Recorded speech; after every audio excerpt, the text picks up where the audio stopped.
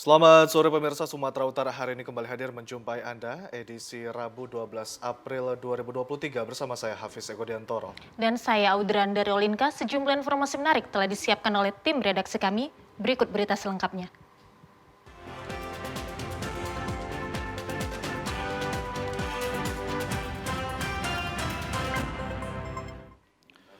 Pemirsa, sepasang kekasih ditangkap Satuan Narkoba Polres Pelabuhan Belawan saat gerebek kampung narkoba di Jalan Rumah Potong Hewan, Kelurahan Mabar, Kota Medan, Sumatera Utara.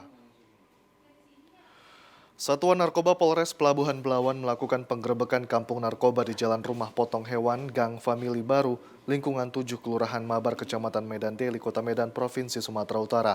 Dalam penggerebekan tersebut, petugas berhasil menangkap sepasang kekasih, yakni JT alias Joko dan F yang berperan sebagai bandar dan pelaku perempuan sebagai marketing yang menjual kepada pengguna sabu. Meski sempat membuang barang bukti ke celah-celah bebatuan di kawasan tersebut, petugas berhasil menemukan dan langsung menggeledah kedua bandar dan penjual narkoba tersebut. Hasil gerebek kampung narkoba tersebut, Sat Narkoba Polres Pelabuhan Belawan mengamankan 2 orang, satu laki-laki dan satu orang perempuan, yang mana kedua orang tersebut satu perannya sebagai pengedar atau bandar dan seorang lagi perempuan sebagai pengguna. Adapun barang bukti yang berhasil kami amankan, satu paket sabu, uang sekitar 400.000 lebih, 2 mancis dan 1 unit handphone. Tadi sempat terjadi kejar-kejaran dengan pelaku ya, Bang? Terjadinya grebek kampung narkoba, sempat pelaku berusaha melarikan diri, namun berhasil. Saat ini sepasang kekasih tersebut beserta barang bukti berada di Mapolres Pelabuhan Belawan untuk dilakukan pemeriksaan lebih lanjut. Polrestabes Medan telah menetapkan 9 tersangka atas kasus penyerangan petugas kepolisian saat menggerebek lapak judi dan barak narkoba terbesar di Sumatera Utara yang dilakukan oleh kelompok yang mendukung adanya lapak judi dan barak narkoba. Petugas juga tengah memburu pelaku ST yang diduga pemilik dari lokalisasi judi dan barak narkoba tersebut. 9 orang resmi ditetapkan sebagai tersangka atas kasus penganiayaan secara bersama-sama yang terjadi saat petugas gabungan Polrestabes Medan menggerebek lapak judi dan narkoba terbesar di Sumatera Utara bernama K Garden yang berada di Desa Namburambe Julu, Kecamatan Kutalim Baru, Deli Serdang, Sumatera Utara. Dari 9 tersangka tersebut, salah satu pelaku berinisial BN merupakan pengelola judi dan diduga pemasok sabu di lokasi tersebut. Pelaku BN merupakan salah satu provokator penyerangan petugas kepolisian saat menggerebek lokasi tersebut. Kasat Reskrim Polrestabes Medan, Kompol Teguh Fatir Mustafa menyebutkan, kini tengah memburu 4 pelaku lainnya, satu diantaranya ST yang diduga pemilik lapak judi dan barak narkoba terbesar ini. Para tersangka tersebut terbukti secara meyakinkan melakukan penyerangan dengan melempar batu dan benda tumpul lainnya ke arah petugas saat penggerebekan berlangsung. Kami lakukan penahanan terhadap 9 orang tersangka yang diduga melanggar pasal 170, 351, 212 KUH Pidana. Yang bersangkutan ditetapkan tersangka karena melawan petugas dan juga melakukan penganiayaan secara bersama-sama terhadap petugas. Dari hasil pemeriksaan kami temukan lagi salah satu diantaranya adalah pengelola kegiatan judi.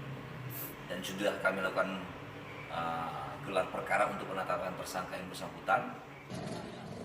Dari penyerangan yang dilakukan oleh sekelompok yang mendukung adanya praktik perjudian dan peredaran narkoba ini, sebanyak 4 anggota petugas kepolisian menjadi korban penyerangan dengan kondisi luka-luka. Kejaksaan Negeri atau Kejari Labuhan Batu kembali menghentikan penuntutan berdasarkan restoratif justice perkara KDRT yang melibatkan seorang ayah Lambok Parulian Simamora, warga Bilahulu, Kabupaten Labuhan Batu yang menganiaya anak kandungnya. Kepala Kejaksaan Negeri Labuhan Batu Furkon Syahlubis kembali menghentikan penuntutan oleh Jaksa Penuntut Umum atau JPU berdasarkan Peraturan Kejaksaan Republik Indonesia Nomor 15 Tahun 2020 tentang penghentian penuntutan berdasarkan restoratif justice, di mana penghentian penuntutan ini berdasarkan RJ atas arahan dan petunjuk dari Jaksa Agung Muda Tindak Pidana Umum. Sebelumnya pihak Kejari Labuhan Batu melalui sarana virtual telah melakukan pemaparan terkait penghentian penuntutan atas perkara penganiayaan tersebut, hasilnya menyetujui dan berhasil melaksanakan arahan dan petunjuk pimpinan. Sebelumnya pada tanggal 6 April 2023 kemarin telah dilakukan paparan terkait penghentian penuntutan melalui sarana virtual dan hasilnya disetujui pimpinan. Sementara tindak penganiayaan tersebut terjadi pada Rabu tanggal 25 Februari 2023 sekira pukul 14.00 waktu Indonesia Barat di Jalan Ampera, Desa Pondok Batu, Kecamatan Bilahulu, Kabupaten Labuhan Batu. Tersangka melakukan penganiayaan terhadap anak kandungnya yakni MVS dengan menggunakan batang sapu pada kepala bagian atas. Kejari Labuhan Batu Furkon Syahlubis menjelaskan, di tahun 2023 ini Kejaksaan Negeri Labuhan Batu sendiri telah memberikan RJ sebanyak 2 kali, yang mana ini merupakan program dari Kejagung. Jadi tersangka Pak Lambok ini hari ini kita diberikan RJ oleh pimpinan kami, di mana sebelumnya kita mengajukan karena syarat-syaratnya sudah memenuhi dan disangka pasal Undang-Undang Perlindungan Anak dan KDRT. Tahun ini per Januari sampai April kita sudah 2 untuk perkara RJ yang kita laksanakan. Sedangkan Lambok Paruliansi Mamora usai dibebaskan mengucap syukur dan berterima kasih kepada jaksa yang telah menghentikan perkaranya dan berjanji tidak akan mengulangi perbuatan pidananya di masa yang akan datang. SMK Negeri 2 Rantau Utara, Labuhan Batu menggelar doa bersama dengan ratusan pelajar peserta UN bertempat di lapangan sekolah. Sedangkan untuk mengantisipasi hal-hal yang tidak diinginkan, pihak sekolah memberikan surat kepada orang tua murid agar menjemput anaknya usai UN di sekolah. Di bawah sinar matahari pagi, ratusan pelajar berbaris di halaman sekolah guna mendapatkan arahan dan bimbingan dari para guru di sekolah. Yang mana sebelum melaksanakan ujian nasional di hari terakhir, ratusan pelajar SMK Negeri 2 Rantau Utara menggelar doa bersama sebagai puji syukur pelaksanaan ujian nasional di hari terakhir. Adapun tujuan kegiatan doa bersama ini merupakan salah satu usaha dalam rangka memberi support spiritual selama menjalankan ibadah puasa, dan nantinya para murid SMK Negeri 2 Rantau Utara ini mampu dengan presentasi nilai yang sangat memuaskan. Kepala Sekolah SMK Negeri 2 Rantau Utara, Jabahot Simamora menjelaskan, siswa SMK Negeri 2 Rantau Utara yang menjadi peserta ujian nasional sebanyak 416 siswa. Sedangkan instruksi Dinas Pendidikan Provinsi Sumatera Utara menghimbau kepada sekolah agar di akhir ujian nasional semua orang tua diwajibkan menjemput anaknya agar menghindari hal-hal yang mengganggu ketertiban umum selama bulan suci ini. Puasa, mencucikan hati, mengerjakan pekerjaan, tulus dan ikhlas yang nantinya pada saat bulan Ramadan ini pelaksanaannya sangat-sangat sukses, nyaman, tentram, tidak ada suatu kendala pun. Jadi anak-anak, jumlah anak kita yang 416 orang kelas 12, tidak satu orang pun yang absen, semua hadir. Betul-betullah beribadah ini merupakan suatu ketulusan hati. Usai menggelar doa bersama, ratusan siswa pun melakukan ujian nasional di hari terakhir dengan mata pelajaran kompetensi sesuai dengan jurusannya masing-masing. Pemirsa, beragam informasi aktual lainnya akan kami hadirkan sesaat lagi. Tetaplah bersama kami di Sumatera Utara hari ini.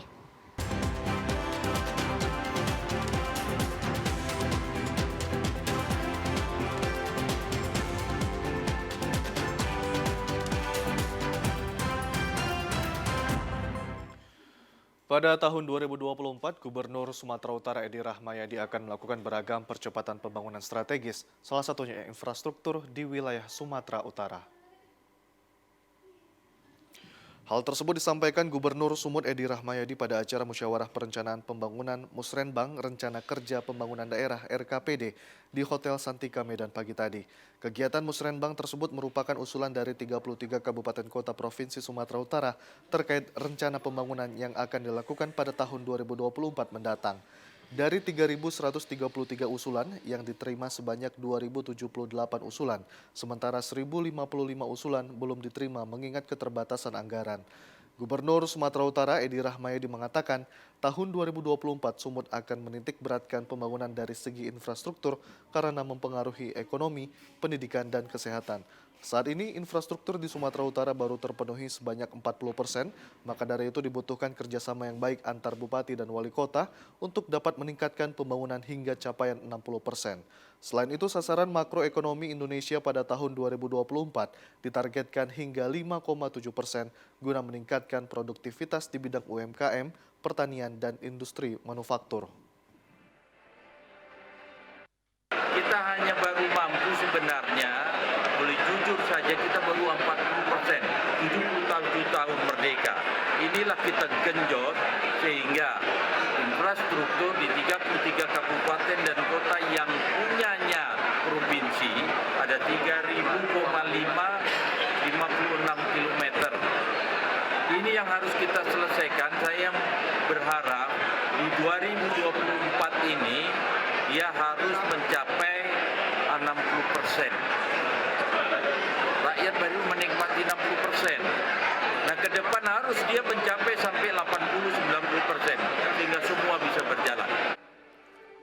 Direktur Jenderal Bina Administrasi Kewilayahan Kementerian Dalam Negeri Safrizal mengatakan saat ini Sumatera Utara juga fokus terhadap kawasan ekonomi khusus Semangke yang memiliki kegiatan seperti pengolahan kelapa sawit, karet, pariwisata, dan logistik. Ia juga mengapresiasi penurunan prevalensi angka stunting di Sumatera Utara. Pada akhir acara, Gubernur Sumur Edi Rahmayadi memberikan apresiasi kepada kabupaten kota yang berprestasi pada bidang pembangunan dan serapan anggaran.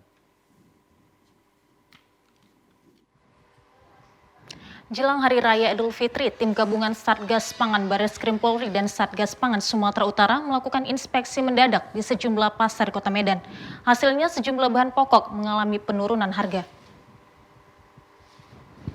Sepekan menjelang Hari Raya Idul Fitri, tim gabungan yang terdiri dari Satgas Pangan Bareskrim Polri dan Satgas Pangan Provinsi Sumatera Utara melakukan inspeksi mendadak memonitoring harga ketersediaan dan distribusi bahan pangan di 3 pasar tradisional di Kota Medan.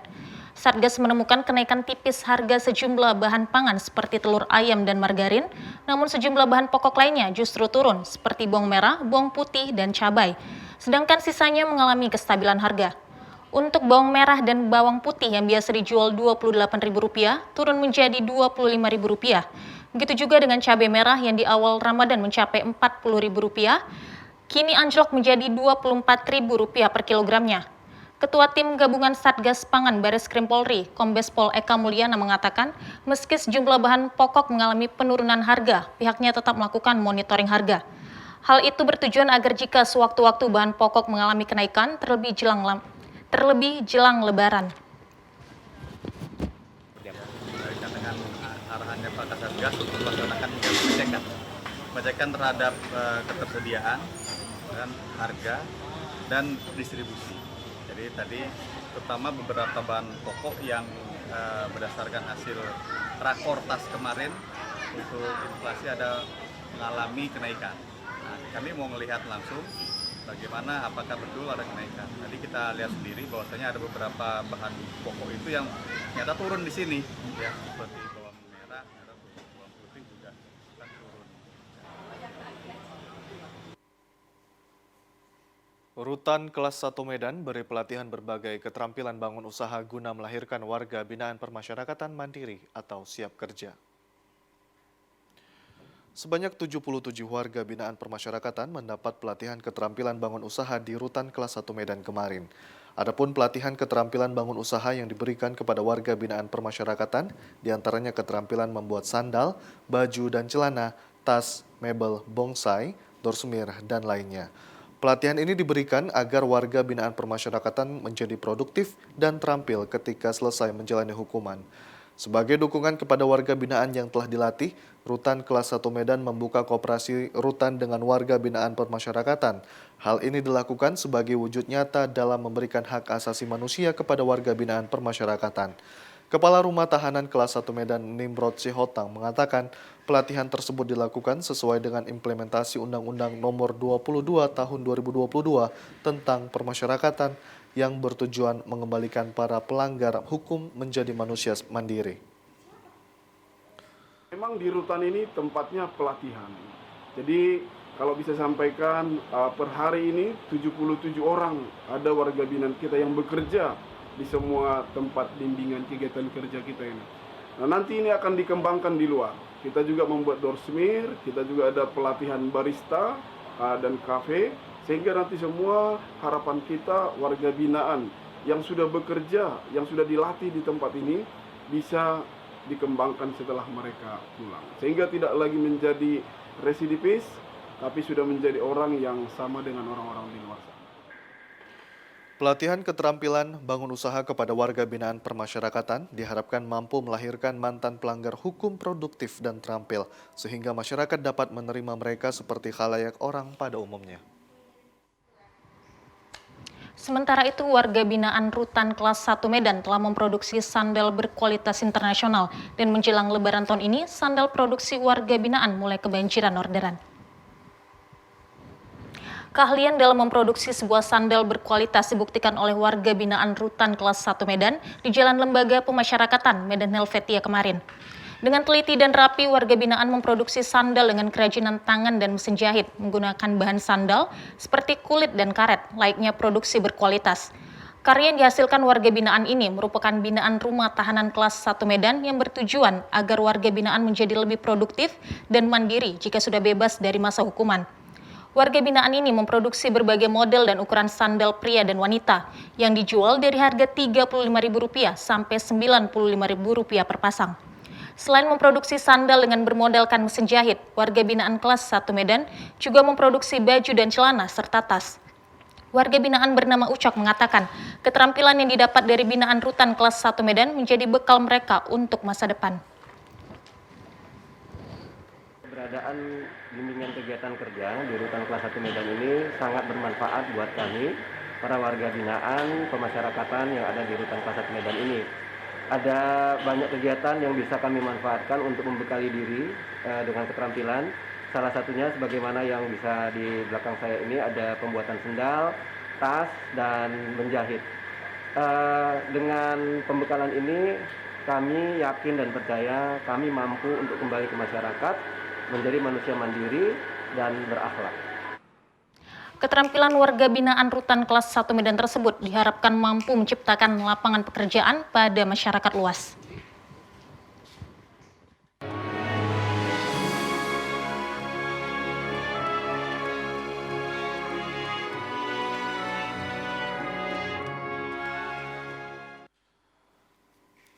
Pemirsa, buka puasa bersama atau akrab disebut sebagai bukber menjadi agenda yang selalu ada saat bulan Ramadan, bersama dengan teman di kantor, kampus, sekolah, atau dengan sanak keluarga. Bukber atau buka puasa bersama merupakan tradisi yang biasa dilakukan masyarakat Kota Medan di bulan Ramadan ini. Tradisi ini kerap kali dimanfaatkan sebagai kesempatan untuk sekedar berkumpul bersama keluarga dengan suasana baru atau silaturahmi. Dengan membuat agenda bukber agar tidak saling bentrok dan akan mencari tempat bukber yang tidak hanya menyajikan beragam menu hidangan enak, tetapi juga memiliki suasana nyaman dan cocok sebagai tempat mengabadikan momen berkumpul bersama. Buka puasa bersama akan membantu menghilangkan stres karena jenuh dari rutinitas sehari-hari yang monoton. Berkumpul dan bercanda dengan kerabat dekat ternyata mampu menghilangkan stres dan mengurangi beban pikiran, sehingga ibadah puasa yang dijalankan terasa lebih bahagia dan penuh makna. Momen buka puasa bersama akan dijadikan sebagai ajang mempererat tali silaturahmi dengan saling mendoakan, berbagi cerita, dan meredakan stres yang dialami. Sebab itu pula perasaan bahagia akan mampu mengurangi berbagai penyakit, mampu memperpanjang usia, dan stres yang dihadapi dapat teratasi.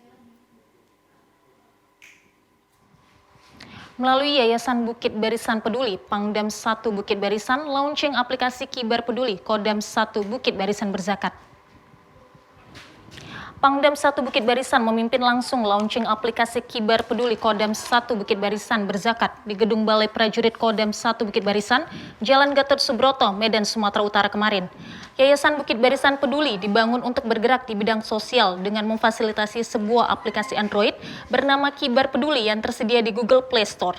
Nantinya aplikasi ini digunakan untuk berzakat, infak, wakaf, dan donasi oleh prajurit TNI, di mana kepada prajurit TNI yang beragama Islam dapat menyalurkan zakatnya dan bagi prajurit non-muslim bisa berdonasi bersedekah.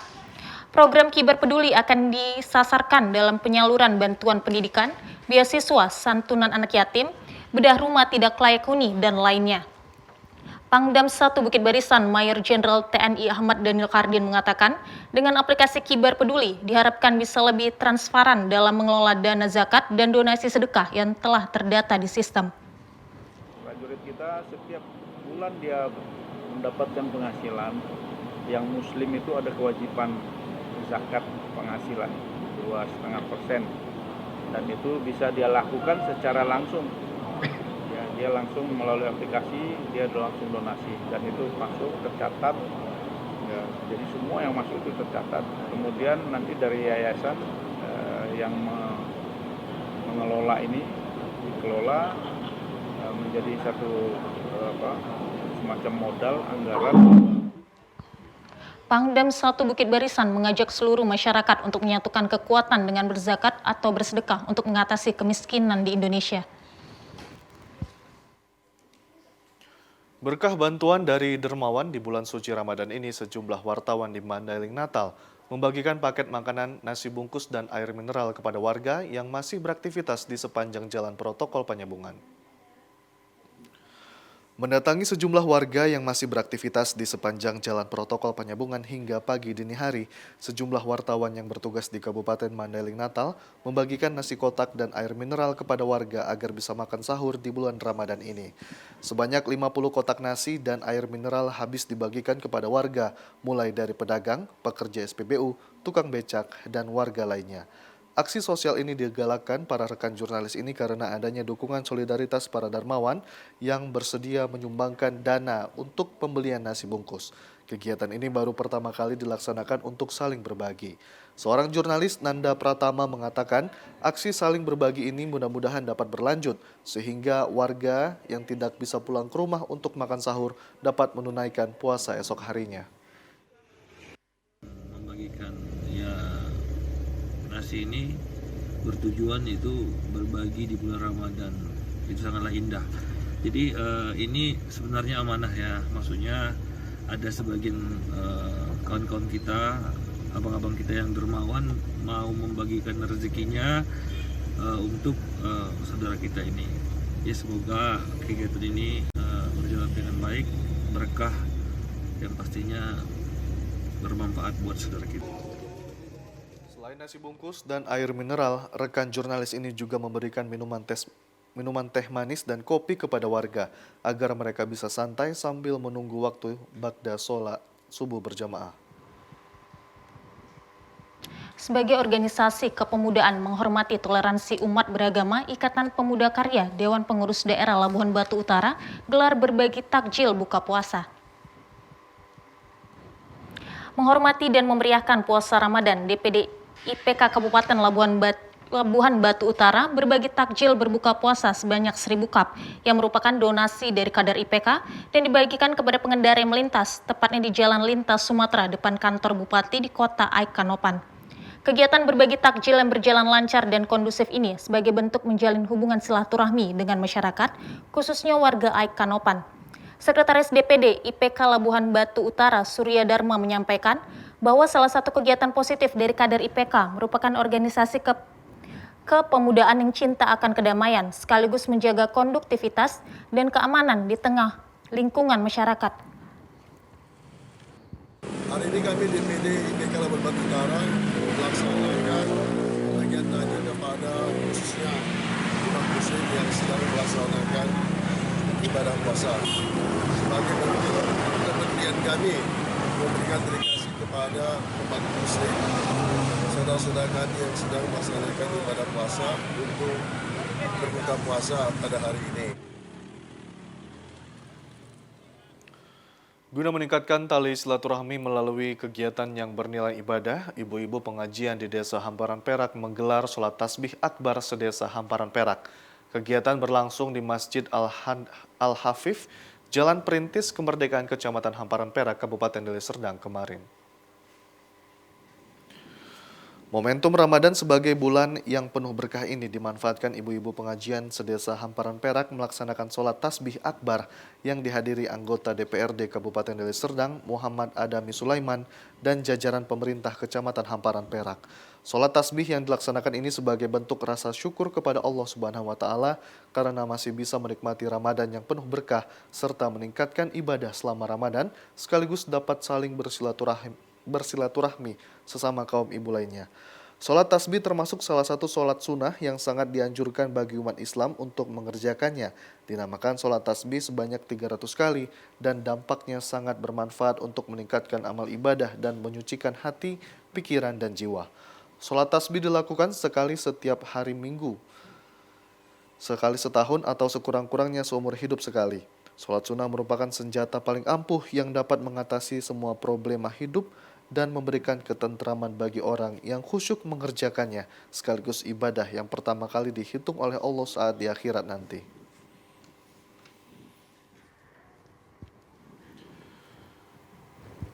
Ya, pemirsa, sejumlah informasi menarik lainnya akan kami hadirkan sesaat lagi. Tetaplah bersama kami di Sumatera Utara hari ini.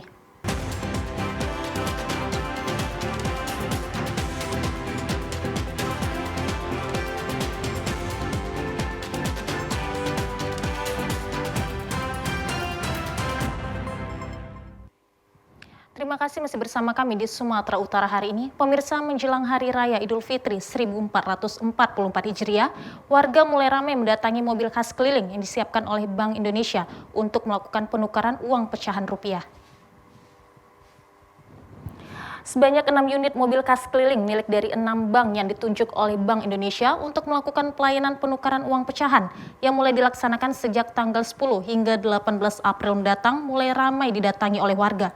Ramainya warga yang datang untuk melakukan penukaran uang pecahan ini terlihat dari banyaknya jumlah nomor antrian yang akan melakukan penukaran uang. Kasir Bank Indonesia Kantor Perwakilan Pematang Siantar, Saud Aprino Tambunan mengatakan sebanyak 6 bank yakni BRI, BNI, BSI, Bank Mandiri, Bank Sumut, dan Taspen yang ditunjuk oleh Bank Indonesia untuk memfasilitasi penukaran uang pecahan kepada masyarakat dalam rangka perayaan Hari Raya Idul Fitri 1444 Hijriah. Untuk lebih mudah dan menghindari antri pada saat penukaran, Bank Indonesia menganjurkan agar masyarakat yang akan melakukan penukaran uang pecahan ini mendaftar melalui website Pintar. Jadwal kita penukaran ini ada mulai dari tanggal 10, 11, 12, 13, kemudian dilanjutkan dengan tanggal 17 dan tanggal 18. Kalau untuk penggantian uang, kita batasi maksimal perpecahan itu 1 blok, yang artinya kita layani dari uang pecahan kecil yaitu uang 20.000, 10.000, 5.000, 2.000, dan 1.000 sejumlah 3.800.000. Masyarakat di sini pada umumnya kita arahkan untuk mendaftar melalui website Pintar. Sementara pada perayaan Hari Raya Idul Fitri 1444 Hijriah tahun ini, Kantor Perwakilan Bank Indonesia Pematang Siantar menyediakan sebanyak 3,1 triliun uang pecahan rupiah untuk memenuhi kebutuhan masyarakat di 8 kabupaten kota yang ada di wilayah kerja Kantor Perwakilan Bank Indonesia Pematang Siantar. Jelang Hari Raya Idul Fitri, warga Kota Medan mulai berburu pakaian baru. Model yang banyak diincar seperti baju gamis pecah 8 dan model kebaya dengan warna-warna cerah. Jelang Hari Raya Idul Fitri yang kurang dari 12 hari lagi, warga Kota Medan sudah mulai berburu pakaian lebaran. Hal itu terlihat di Pasar Ikan Lama Kesawan, Kecamatan Medan Barat. Masyarakat yang didominasi kaum ibu-ibu ini memilih lebih cepat dalam mencari baju baru agar nantinya tidak terburu-buru saat mendekati Hari Raya Idul Fitri. Dalam mencari baju baru, kaum ibu-ibu ini memilih desain baju yang kekinian dengan koleksi berbagai model corak dan warna.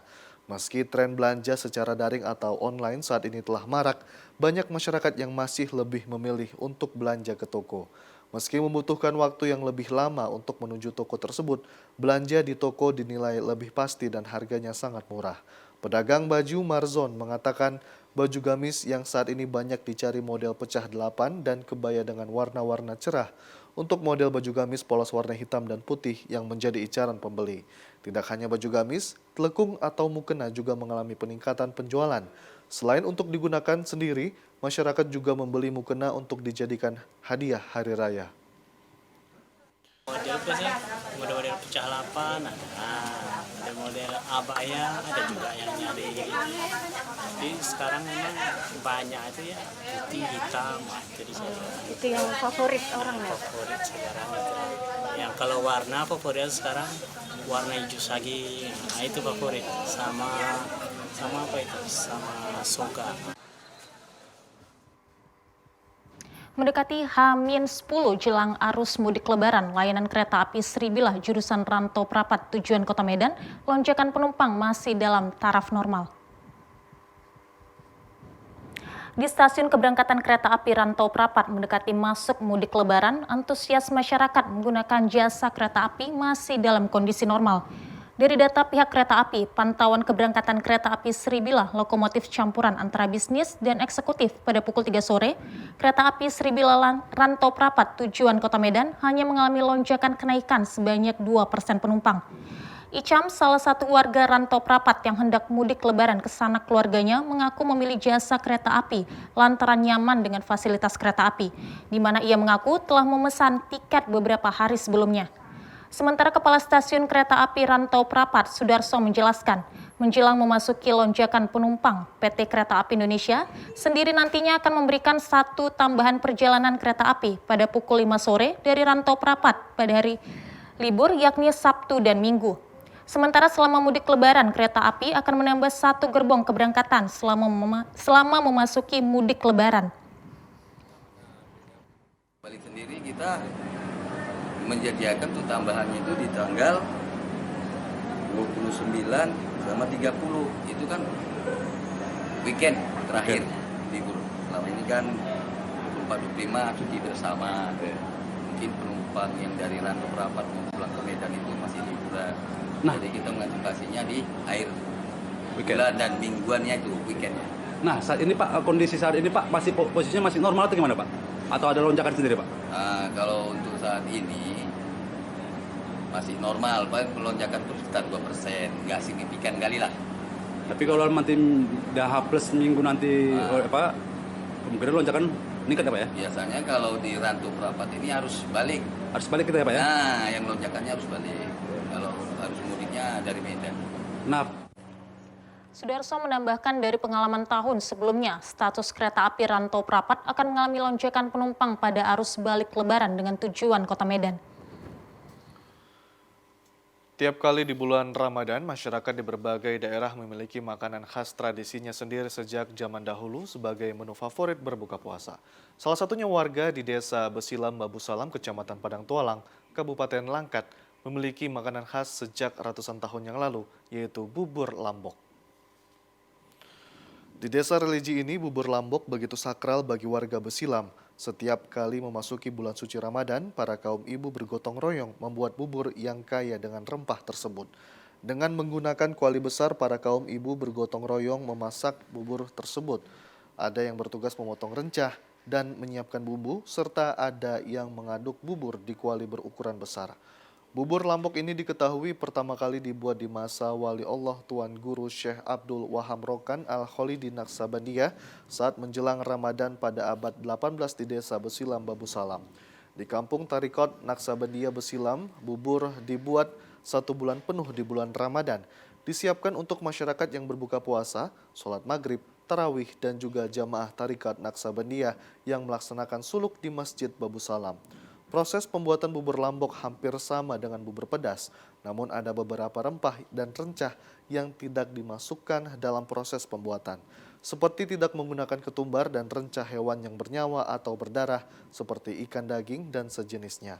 Proses masak bubur tersebut memakan waktu sekitar 2,5 jam, bahkan 3 jam tergantung besarnya api. Salah seorang pemasak bubur lambok, Hamidah, mengatakan awalnya bubur lambok dibuat pada masa Syekh Abdul Wahab Rokan Al-Khalidi Naksabandia yang juga wali Allah pada abad 18 sampai saat ini masih diteruskan oleh keturunannya. Bedanya kalau bubur lambuk ini nggak pakai bumbu beras itu intan apa, dia kan kalau bubur itu kan kuning, kalau kami enggak. Ya, kuning bubur kami ini. Gitu ya. 10 harinya. Sebulan penuh ya? Iya. Sebulan penuh. Ini nanti mau dikasih kemana nih, Nuh? Ada orang suluk. Buka puasa orang suluk, laki-laki, perempuan.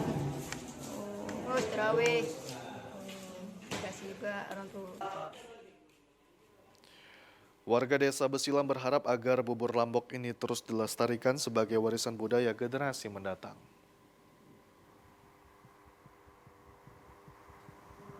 Pemirsa, kami akan segera kembali dengan sejumlah informasi lainnya. Tetaplah di Sumatera Utara hari ini.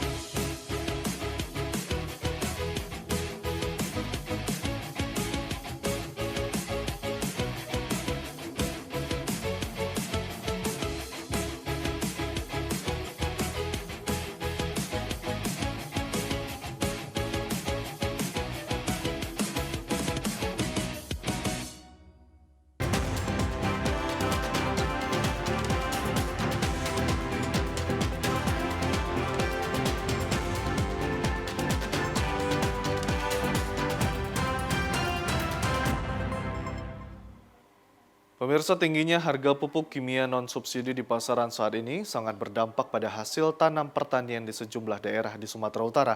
Akibat tingginya biaya produksi tanaman membuat petani mengurangi pemakaian pupuk dan berdampak pada hasil panen. Para petani semangka pada musim panas ini berharap dapat menghasilkan panen yang cukup baik, namun akibat tingginya harga pupuk non-subsidi yang menjadi persoalan petani di Desa Wonosari Blok 4, Kecamatan Tanjung Morawa, Kabupaten Deli Serdang. Hal inilah yang dikeluhkan para petani pada saat usai musim panen padi. Pupuk bersubsidi susah didapat. Sementara petani harus membeli pupuk non-subsidi yang harganya cukup tinggi. Hal ini mengakibatkan petani mengurangi pemakaian pupuk tersebut. Akibatnya hasil panen buah semangka yang diharapkan para petani kurang maksimal.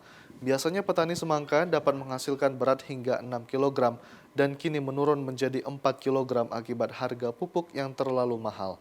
Harga pupuk bersubsidi dari pemerintah untuk pupuk urea di harga Rp145.000 per saknya dan cara mendapatkannya juga tidak mudah, harus melalui kelompok tani.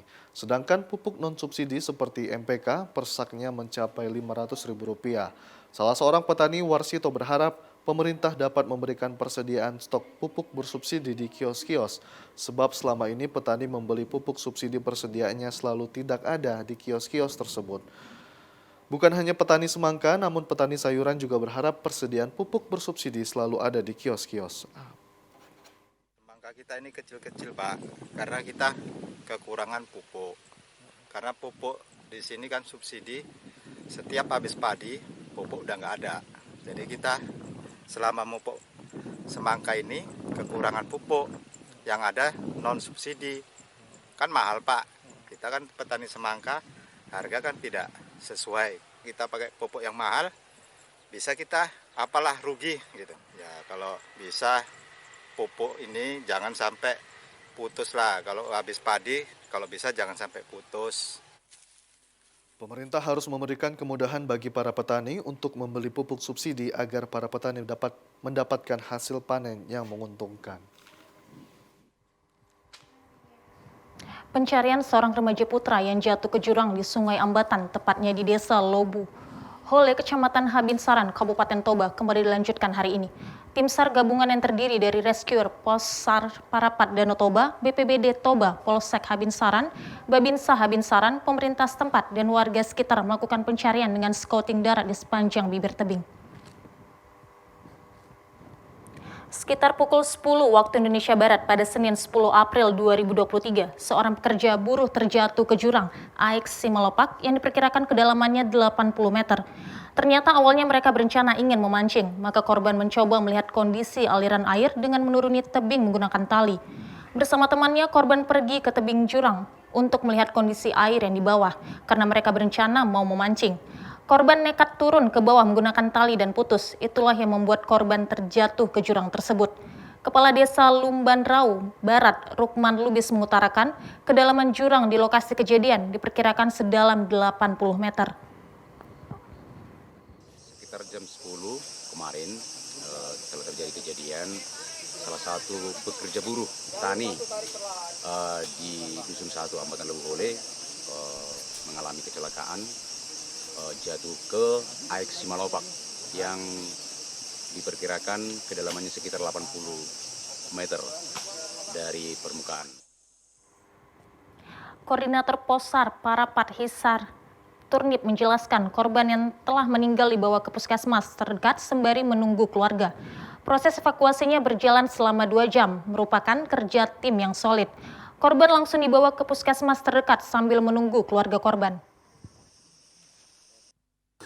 Cukup sulit, sama seperti kejadian sebelumnya di Nassau itu, sekitar 80 meter di kedalaman atau di pinggir tebing ke kedalaman itu. Jadi tadi saya cek waktunya itu butuh proses kurang lebih 2 jam untuk proses evakuasinya. Memang korban ditemukan dalam keadaan meninggal dunia. Berkat sinergitas dan koordinasi yang baik dengan seluruh unsur yang terlibat, personil rescuer Posar Parapat Danau Toba akhirnya berhasil menemukan korban yang berjarak sekitar 15 meter dari lokasi awal korban terjatuh sore tadi, sekitar pukul 15 waktu Indonesia Barat dalam keadaan meninggal dunia. Sat Narkoba Polresta Deli Serdang berhasil amankan 6 kg ganja kering siap edar dan mengamankan 1 orang pelaku Sohendra, warga Jalan Simpang Lubuk, Kelurahan Tanjung Batu Barat, Kecamatan Kundur, Kabupaten Karimun, Provinsi Riau. Inilah detik-detik video amatir milik warga yang memperlihatkan saat petugas Sat Narkoba Polresta Deli Serdang memeriksa tas ransel milik tersangka yang berisikan narkoba 3 bungkusan yang dilakban jenis ganja, total seberat 6 kg. Kemudian oleh petugas membawa tersangka dan barang bukti ke Mako Sat Narkoba Polresta Deli Serdang untuk penyelidikan lebih lanjut. Keberhasilan petugas menggagalkan pengiriman narkoba jenis ganja ini berkat informasi dari masyarakat terkait peredaran gelap narkoba antar provinsi dari Aceh yang akan melintas di Terminal Lubuk Pakam Deli Serdang dan tujuan akhir Pekanbaru. Dari informasi tersebut, tim melakukan penyelidikan mulai dari hari Sabtu 8 April 2023. Kemudian tim mengetahui bahwa seorang laki-laki yang dicurigai membawa narkotika jenis ganja sedang berada di dalam bus PT Rapi. Tidak menyia-nyiakan informasi, kemudian tim melakukan pengintaian terhadap bus PT Rapi tersebut. Tanpa basa-basi, tim langsung melakukan penangkapan terhadap seorang laki-laki yang sedang berada di dalam bus PT Rapi. Kemudian dilakukan interogasi terhadap laki-laki tersebut dan mengaku bernama Sohendra alias H. Kemudian dilakukan penggeledahan dan pemeriksaan terhadap barang bawaannya dan ditemukan 1 buah tas ransel berisi 3 bungkus narkotika jenis ganja yang terbungkus lakban dengan berat bruto 6.000 gram yang dibawa oleh Sohendra, dan selanjutnya pelaku diboyong ke Polresta Deli Serdang untuk pemesanan lebih lanjut. Kanit 1 Sat Narkoba Polresta Deli Serdang Ibtu David Erikson mengatakan dari hasil penyelidikan sementara tersangka nekat melakukan menjadi kurir narkoba disebabkan karena terdesak kebutuhan untuk lebaran. Status saat ini adalah kurir karena dia disuruh oleh seseorang dari Tanjung Balai Karimun berinisial JH dan dia jemput barang bukti ini di Kota Cane, Aceh Tenggara dengan inisial IS. Masih kita lakukan penyelidikan dan pengejaran terhadap pelaku-pelaku ini. Untuk pelaku diberikan pasal 114 ayat 2 subsidiar pasal 11 ayat 2 dari Undang-Undang RI nomor 35 tahun 2009 tentang narkotika dengan ancaman hukuman mati atau penjara paling singkat 6 tahun. Tidak senang diklakson saat hendak parkir, seorang dokter muda yang merupakan mahasiswi Fakultas Kedokteran di Medan terlibat keributan dengan pengunjung rumah sakit. Tidak hanya adu mulut, korban juga sempat dipukul dan sudah membuat laporan ke polisian. Video yang berdurasi 2 menit 40 detik ini memperlihatkan seorang dokter yang sedang berdebat dengan pengendara mobil lainnya di Rumah Sakit Peringadi Medan. Tidak lama berselang, dokter tersebut justru berpindah ke pintu sebelahnya dan kembali berdebat ke penumpang di sampingnya. Sang dokter pun sempat menyarankan untuk melaporkan sikapnya sambil menunjukkan tanda pengenal yang tertera di bajunya. Terkait video ini, Humas Rumah Sakit Peringadi Medan, Edinson Prangin Angin menjelaskan, orang yang ada di dalam video tersebut merupakan dokter koas dari salah satu universitas di Medan. Pihak rumah sakit sudah memanggil orang tersebut dan dimintai keterangan. Edison menjelaskan ada miskomunikasi antara keduanya. Keributan bermula dikarenakan saling tak sabar saat memarkirkan kendaraan dan membunyikan klakson sehingga Puan di video tersebut terpancing emosi dan keributan pun tak terelakkan. Rapat dengan Kompordik, Wadir, dan memanggil yang bersangkutan. Jadi menurut penjelasannya ini kayaknya kurang miskomunikasi. Kenapa dibilang miskomunikasi? Dia ini kan parkir katanya di klakson dia keluar. Nah, itulah terjadilah kalau bisa dikatakan. Pemirsa, berikut informasi perakiraan cuaca di sejumlah daerah di Sumatera Utara dari Badan Meteorologi, Klimatologi, dan Geofisika wilayah 1 Medan untuk hari Rabu 12 April 2023. Halo Sobat BMKG, berjumpa kembali bersama saya Marta Manurung, perakirawan cuaca BBMKG wilayah 1 Medan yang akan menyampaikan informasi perakiraan cuaca dan hotspot Provinsi Sumatera Utara, Kamis 13 April 2023. Untuk pagi hari, wilayah Sumatera Utara diperkirakan cerah berawan. Untuk siang hingga sore hari, berpotensi hujan ringan hingga sedang di sebagian besar wilayah Sumatera Utara, di mana potensi hujan sedang terjadi di Humbang Hasundutan, Dairi, Samosir, Tapanuli Utara, Padang Lawas Utara, dan sekitarnya. Untuk malam hari, masih berpotensi hujan ringan hingga lebat di sebagian besar wilayah Sumatera Utara, di mana potensi hujan lebat terjadi di Mandailing Natal, Tapanuli Tengah, Sibolga, Padang Sidempuan, Padang Lawas, dan sekitarnya.